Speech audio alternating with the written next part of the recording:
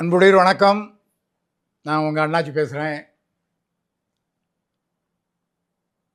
வர்ற மே மாதம் 5ஆம் தேதி வணிகர் தினம், 43வது வணிகர் தினம். இந்த முறை நம்ம சுதேசி மண், கரிசல் மண் கோயில்பட்டியில் நடத்துகிறோம். இதுதான் முதல் தடவை. 43 வருஷம் நம்ம விழா கொண்டாடி இருக்கோம். தென்மண்டலத்துக்கு இதுதான் முதல்ல போகிறோம். ஒரு பெரிய இடம், லட்சக்கணக்கான வணிகர்கள் திரளுவாங்க. மிக சிறப்பான ஏற்பாடுகள் பண்ணியிருக்கோம். இதில் ஒரு பெரிய விசேஷம் என்னென்னா, இப்போ நம்ம தமிழ்நாடு வியாபாரி சங்க பேரவை இப்போ தினசரி ஏதாவது பிரச்சனையை கையில் எடுத்து வணிகர்கள் மத்தியில் ஒரு நிரந்தர இடத்தை நம்ம வாங்கிட்டோம். சமரசம் இல்லாத போராளியா நம்ம சுதேசி தளபதிகள்லாம் இருக்காங்க. சமரசமே கிடையாது, கோரிக்கை வெல்லணும். அந்த கான்செப்டில் தான் நம்ம தமிழ்நாடு வியாபாரி சங்க பேரவை போய்கிட்டு இருக்கு.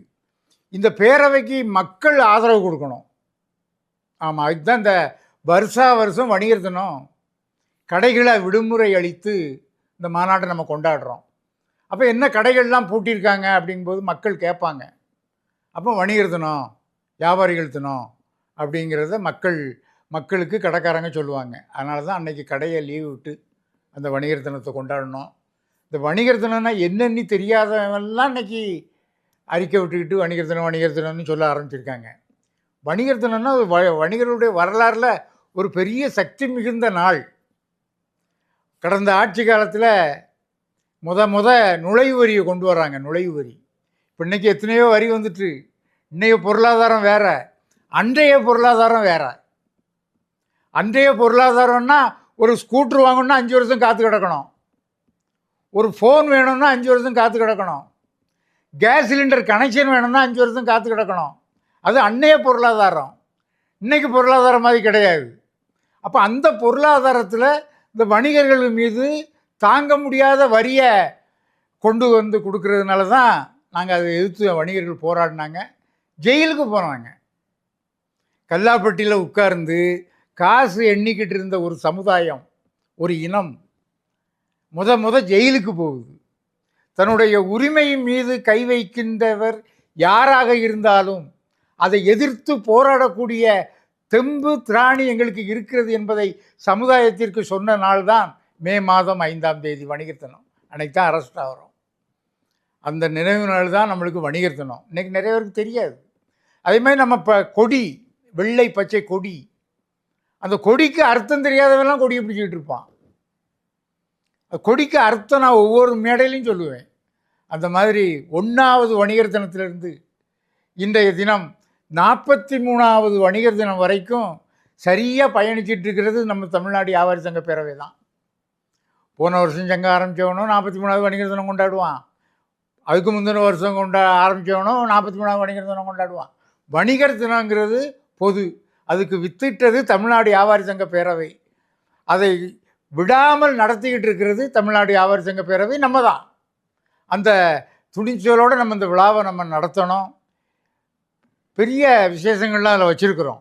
அந்த கரிசல் மண்ணில் நடத்துறதுனால இன்றைக்கி பார்த்தீங்கல்ல, அந்த இறக்குமதி பொருளுக்கு தட்டுப்பாடு வந்தால் நாம் எவ்வளவு அல்லல் படுறோங்கிறத, அது அந்த சுதேசி மண்ணில் இன்றைக்கும் அந்த விதேசிகளுடைய விவசாயத்தை புறக்கணித்து சுதேசி விவசாயம் நடத்திக்கிட்டு இருக்கிறவளை அழைச்சி பாராட்டுறோம். ஒரு 43 பேரை பாராட்டி அவங்களுக்கு விருது கொடுக்குறோம்.